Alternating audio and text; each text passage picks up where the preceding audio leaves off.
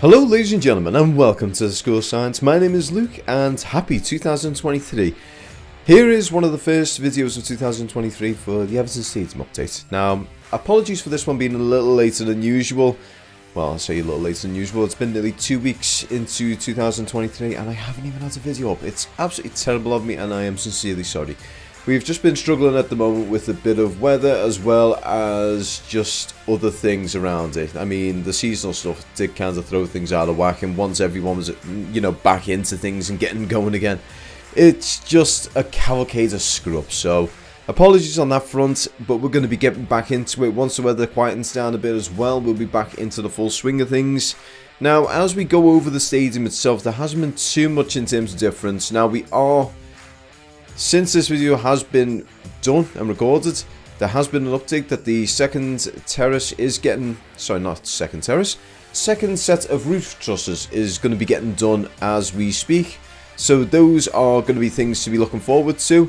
As we can see though, everything is progressing nice and smoothly. So we have got a lot of work being done on the south stand. A lot of work has been done on the north stand as well as the west stand. More of the facades have been put into place. And just everything is progressing nicely for the stadium. Now, this cannot be said for the football club.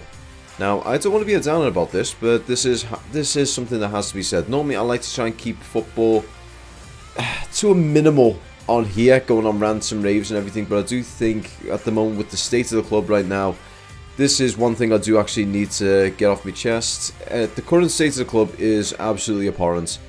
By the time we get into this brand new stadium, chances are we are going to be a championship team, and I do not like saying that. It brings a very horrible taste in my mouth having to actually say that we are going to potentially go down because the team itself just can't seem to pull results together.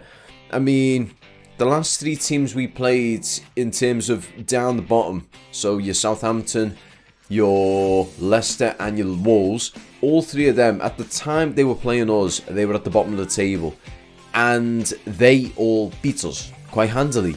Well, I'd say quite handily. I think all 3 of them have ended up being 2-1 losses. Now, I feel like this is something that should be self-explanatory. We should not be losing to these sorts of teams after putting a performance up like the one against Man City, where we absolutely held our own and we actually made Man City sweat for a little bit. When we went up against Manchester United in the FA Cup, and not only did we hold our own, we basically had Man U in a corner for a small period of time. All these things should be week in, week out with a football club of Everton's calibre. They should be able to hold their own against the likes of bloody Southampton, Wolves, Leicester. I mean, next week we're going up against West Ham at the West Ham Stadium. I don't even know what the stadium is. I always remember West Ham Stadium as being Upton Park. They've changed it. I think it's the Olympic Stadium now. So when we go to the Olympic Stadium, David Moyes is hanging by a thread with West Ham, and Frank Lampard is hanging by a thread with Everton. So whoever wins that one, essentially their manager's going to stay and the other's going to go. That's how it's looking at the moment. And I mean, to be fair, right now, West Ham are actually looking at trying to get Thomas Tuchel or Mauricio Pochettino. Now, these are managers Everton should be going for. High-quality managers, like of Carlo Ancelotti, who was with us for 1 season and then buggered off to bloody Real Madrid. Now, granted, he did do us a favour by beating Liverpool in the Champions League final, but we're not going to talk about that because this isn't a channel talking about Liverpool. This is a channel about Everton. Now, one thing to note, though.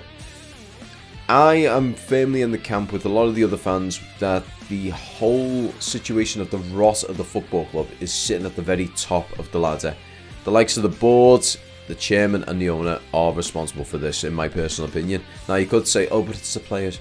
But let's put it like this. When a country is failing, do you blame the citizens or the shop owners? No, you blame the government. The citizens have got very little to say. And I can tell you this for a fact, when a football club is doing bad and it's affecting the mindset, it affects the mindset of the players. And it could be that you've got the world-class players, but if their mindset is not in that for football, they can't play.